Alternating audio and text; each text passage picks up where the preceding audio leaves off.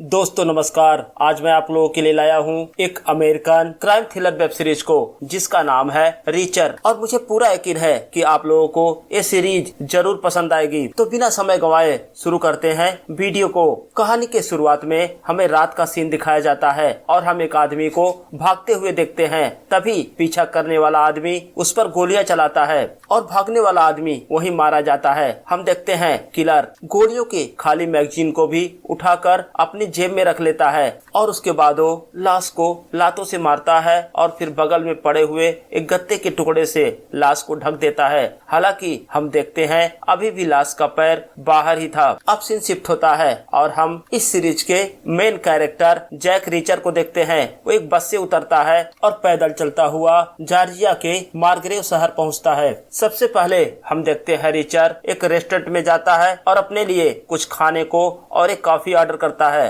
लेकिन इससे पहले रीचर खाना शुरू करता वहाँ पुलिस वाले आते हैं और रीचर को अरेस्ट कर लेते हैं। हम देखते हैं जब पुलिस वाले रीचर को अरेस्ट करते हैं तो हथकड़ी रीचर के हाथ में फिट नहीं बैठती, क्योंकि रीचर कोई आम आदमी नहीं था। जब रीचर को पुलिस स्टेशन ले जाते हैं तो वहाँ की सार्जेंट कॉस्को उससे पूछती है तुम्हारा नाम क्या है, लेकिन रीचर कुछ भी नहीं बोलता। और वहाँ के पुलिस वाले कॉस्को को बताते हैं कि इसके पास से हमें एक पासपोर्ट और करीब $200 के नोट और साथ में एक मेडल मिला है। और जब रास्को पासपोर्ट चेक करती है तो देखती है उसका नाम जैक रीचर होता है। तो पुलिस वाले रीचर से पूछते हैं तुम बताओ मेरे इस शहर में क्यों आए हो, लेकिन रीचर अभी भी चुप था। और वही रास्को रीचर के फिंगरप्रिंट लेती है अपने डाटाबेस में चेक करने के लिए। तभी हम देखते हैं वहाँ चीफ डिटेक्टिव फिनले आ जाता है। तो फिनले अब रीचर से पूछताछ शुरू करता है और उसको बताता है कि हाईवे से सटे हुए हमें एक डेड बॉडी मिली है और जिसकी उम्र करीब 30 साल होगी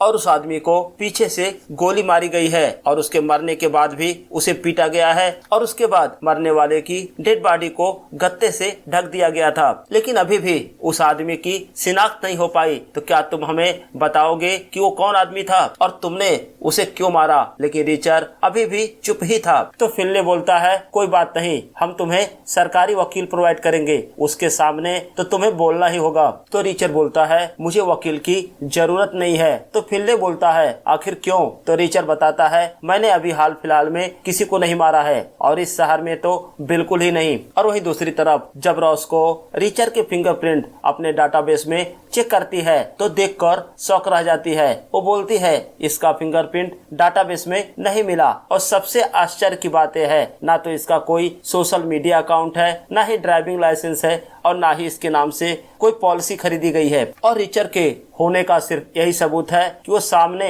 हमारे बैठा है। और इधर हम रीचर को देखते हैं। वो फिनले से बोलता है कि देखो मैंने मर्डर नहीं किया है, लेकिन इन्वेस्टिगेशन में मैं तुम्हारी मदद कर सकता हूँ। वो उसको बताता है कि इस मर्डर में 3 लोग शामिल थे। पहला शख्स जिसको बंदूक का अच्छा नॉलेज है और उसने गोली मारने के बाद सारे मैगजीन वहाँ से उठा लिए, इसका मतलब वो एक प्रोफेशनल किलर है। और दूसरा आदमी जो काफी गुस्सैल है जिसने उस आदमी को मरने के बाद भी लातों से पीटा। और तीसरे शख्स ने उसकी डेड बॉडी को गत्ते से कवर कर दिया। तो फिनले बोलता है तुम कहानियां तो अच्छी बना लेते हो, लेकिन जो आदमी आज सुबह उस लाश के बगल से गुजरा उसका हुलिया बिल्कुल तुमसे मैच खाता है। तो रीचर बोलता है वो आदमी मैं ही था, मैं बस से वहाँ उतरा और पैदल चलकर मैं इस शहर में आया। तो फिनले बोलता है अच्छा तुम बताओ तुम इस सिटी में आए ही क्यों? तो रीचर बोलता है मेरे फेवरेट सिंगर की यहीं पर मौत हुई थी, मैं उनके बारे में कुछ पता लगाना चाहता हूँ, इसीलिए यहाँ आया हूँ। और फिनले बोलता है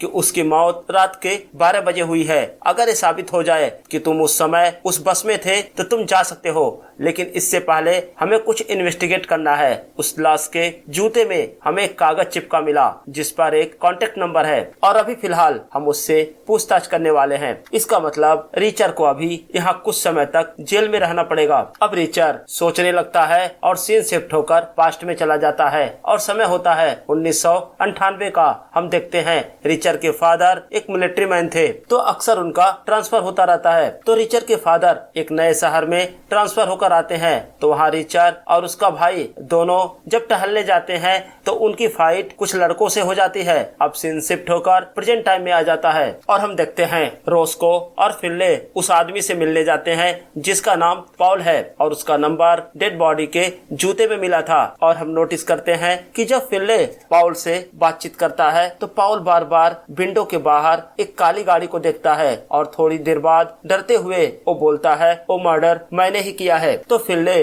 पॉल से पूछता है अच्छा ये बताओ जिसका मर्डर हुआ उसका नाम क्या है? तो पॉल बताता है मुझे उसका नाम नहीं पता। तो फिनले बोलता है इसका मतलब बिना नाम जाने ही तुमने उसे मार दिया। अब फिनले को पॉल की बातों पर शक हो रहा था, तो फिनले पॉल से पूछता है इसका मतलब तुमने दुनाली बंदूक से पहले उसका सर उड़ाया और फिर उसकी डेड बॉडी को जला दिया? तो पॉल बोलता है हाँ ऐसा ही किया था। अब फिनले समझ जाता है कि पॉल पूरी तरह से झूठ बोल रहा है, लेकिन फिनले जानना चाहता था कि आखिर पॉल झूठ क्यों बोल रहा है। तो फिनले पॉल को अरेस्ट करता है और पुलिस स्टेशन लाता है और उसी बैरक में बंद कर देता है जिसमें पहले से रिचर बंद था। अब फिनले रिचर को पुलिस स्टेशन से बाहर लाता है और उसको बोलता है कि जो आदमी को हमने अरेस्ट किया है इसने अपना जुर्म कबूल तो कर लिया है, लेकिन जहाँ तक मैं समझता हूँ ये बेगुनाह है। तो रिचर बोलता है तब तो मैं अब जा सकता हूँ। तो फिनले बोलता है नहीं, तब तक तुम नहीं जा सकते जब तक ये प्रूफ नहीं हो जाता कि जब मर्डर हुआ था उस टाइम तुम बस में ट्रेवल कर रहे थे। तुम्हें हमारी एक मदद करनी होगी, तुम्हें पाउल से इंफॉर्मेशन निकालनी होगी कि आखिर पाउल उस मर्डर का इल्जाम खुद पर क्यों ले रहा है। तो रिचर बोलता है तुम्हारे पुलिस स्टेशन में एक पुलिस वाला है स्टीवेंसन, वो पाउल के बारे में कुछ तो जानता है, क्योंकि मैंने देखा जब पाउल पुलिस स्टेशन के अंदर आया तो उसने घूमकर स्टीवेंसन को 1 मिनट तक देखा, इसका मतलब वो कुछ तुम्हें बता सकता है। अब हम देखते हैं फिनले और रिचर दोबारा पुलिस स्टेशन के अंदर आते हैं और फिनले उस पुलिस वाले से पूछता है तुम पाउल को जानते हो क्या? तो बोलता है हाँ, पाउल की वाइफ मेरी रिलेटिव है और कल ही रात हम दोनों एक पार्टी में मिले थे। अब हम देखते हैं पीटर और पाउल को 1 हफ्ते के लिए जेल भेज दिया जाता है और हम देखते हैं जेल के अंदर रिचर और पाउल एक ही सेल में बंद होते हैं। और अब अगली सुबह जब रिचर सोकर उठता है और अपनी सेल से बाहर जाता है तो देखता है वहाँ पर जितने कैदी होते हैं वो सब के सब उम्र कैद की सजा काट रहे होते हैं। तो रिचर पाउल से बोलता है लगता है हमें गलत बैरक में बंद कर दिया गया है, क्योंकि हमारा तो अभी जुर्म भी साबित नहीं हुआ है।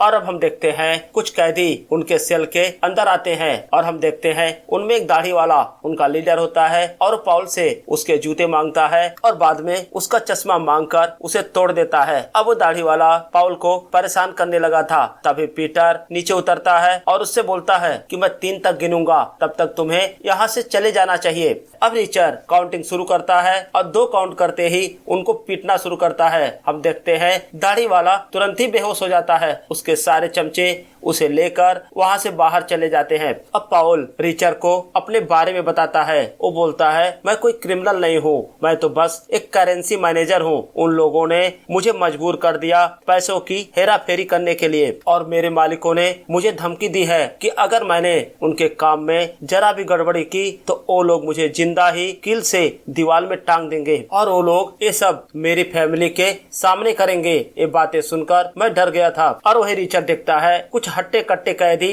उसके तरफ देख रहे थे और कुछ बातें कर रहे थे। अब रिचर जब वॉशरूम में जाता है वो सारे कैदी उसे वहाँ घेर लेते हैं, लेकिन रिचर तो पहलवान था, वो एक एक को पटक के मारता है और सबकी हालत खराब कर देता है। और तभी वहाँ गार्ड्स आ जाते हैं, तो उनमें से गार्ड रिचर को बोलता है तुम गलत बैरक में आ गए हो। वो फिर रिचर और पाउल को सही बैरक में ले जाता है। अब सीन शिफ्ट होता है और हम रास्को को देखते हैं, वो फिनले के पास जाती है और उसको बताती है कि डीसी से रिचर का मिलिट्री रिकॉर्ड मिला है और जहां हम देखते हैं उसे 1 दर्जन से ज्यादा मिलिट्री के मेडल मिल चुके हैं। और उसको बताती है कि आज तक रिचर ने 150 केसेस पे काम किया है और सारे केसेस उसने सॉल्व कर दिए, इसका मतलब उसका रिकॉर्ड 100% का है। तो फिनले बोलता है ऐसा आदमी हमारे शहर में आखिर क्या कर रहा है? तो रोस्को बोलती है उससे भी बड़ी बात है, हमें शर्म आनी चाहिए कि ऐसे आदमी को हमने जेल में डाल रखा है। अब सीन शिफ्ट होता है और हम देखते हैं अब रिचर और पाउल दोनों जेल से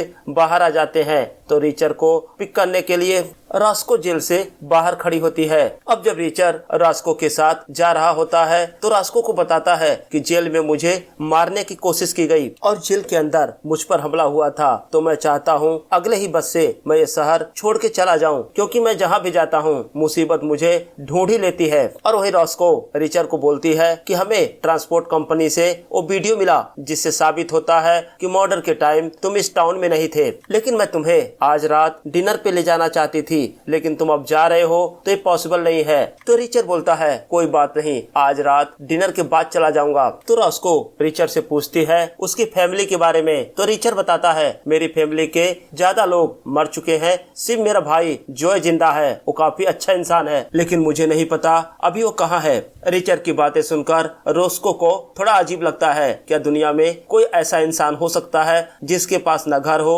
और न ही कोई अपनी प्रॉपर्टी हो। अब रॉस्को रिचर को शहर के बीच में ड्रॉप कर देती है और उससे बोलती है हम रात में मिलते हैं। तो रिचर एक नाई की दुकान पे शेविंग कराने जाता है। अभी वो शेविंग कराना शुरू ही करता है, तभी नाई की दुकान के बाहर एक ब्लैक कलर की गाड़ी रुकती है और उससे दो लड़के बाहर आते हैं और वो दोनों रिचर को घूरने लगते हैं। तो रिचर नाई की दुकान में काम करने वाले अंकल से पूछता है ये दोनों कौन हैं? तो बताते हैं उस लड़के का नाम केजे क्लाइनर है और उसके साथ में उसका कजन है। केजे क्लाइनर इस शहर के सबसे बड़े बिजनेसमैन क्लाइनर का बेटा है। तो रिचर अब सेविंग नहीं कराता और केजे क्लाइनर से मिलने जाता है। तो केजे रिचर से बोलता है तुम पर कल ही एक मर्डर का इल्जाम लगा और आज तुम यहाँ घूम रहे हो, तुम्हारे सारे रिकॉर्ड क्लीन हो गए हैं, लेकिन ध्यान रखना हम यहाँ किसी पर रहम नहीं करते। और केजे रिचर को धमकाकर वहाँ से चला जाता है। अब रिचर पुलिस स्टेशन जाता है रॉस्को से मिलने के लिए, क्योंकि रॉस्को ने उसे आज डिनर पर इनवाइट किया था। लेकिन जब रिचर रॉस्को से मिलता है तो बोलती है कि सॉरी आज का डिनर कैंसिल हो गया। और रॉस्को बोलती है हमें एक और डेड बॉडी मिली है और वो भी पुराने क्राइम सीन से 40 फीट की दूरी पर, और मर्डर करने का तरीका भी सेम है। और तभी वहाँ फिनले आ जाता है और रिचर को बोलता है हमारे साथ गाड़ी में बैठो और मुर्दा घर चलो, मुझे तुम्हारी मदद चाहिए होगी इस इन्वेस्टिगेशन में। तो रिचर बोलता है मेरे बेगुनाही का सबूत तुम्हें मिल चुका है और अब मैं जा रहा हूँ। तो फिनले बोलता है सिर्फ सबूत मिला है, अभी तुम्हें रिहा नहीं किया गया है, तो इसलिए तुम्हें मेरे साथ चलना ही होगा। और फिनले, रॉस्को और रिचर मुर्दा घर जाते हैं, लेकिन जैसे ही रिचर डेड बॉडी को देखता है शॉक रह जाता है, क्योंकि ये डेड बॉडी उसके भाई जॉ की थी। तो फिनले जैक रिचर से पूछता है कि तुम्हारा भाई जॉय रिचर और तुम एक साथ इस शहर में क्या कर रहे थे? तो जैक रिचर बोलता है मुझे नहीं पता कि मेरा भाई यहाँ क्या कर रहा था। अब हम देखते हैं फिनले और जैक रिचर के बीच में बहस होने लगती है। तो रॉस्को उन दोनों को रोकती है और जैक रिचर को बोलती है जाकर कार में बैठो। अब रास्ते में हम देखते हैं रिचर चुपचाप बैठा होता है। तो रॉस्को पूछती है क्या सोच रहे हो? तो रिचर बोलता है मैं उन लोगों का पता लगाऊंगा जिन्होंने मेरे भाई को मारा है और उसके बाद सबको खत्म कर दूंगा। और इसी के साथ ये एपिसोड यहीं पर समाप्त हो जाता है। तो दोस्तों कमेंट सेक्शन में हमें जरूर बताएं आपको ये वीडियो कैसा लगा, और अगर अभी तक आपने मेरे चैनल को सब्सक्राइब नहीं किया है तो प्लीज सब्सक्राइब करें। अब मिलते हैं अगले वीडियो में, तब तक के लिए जय हिंद दोस्तों।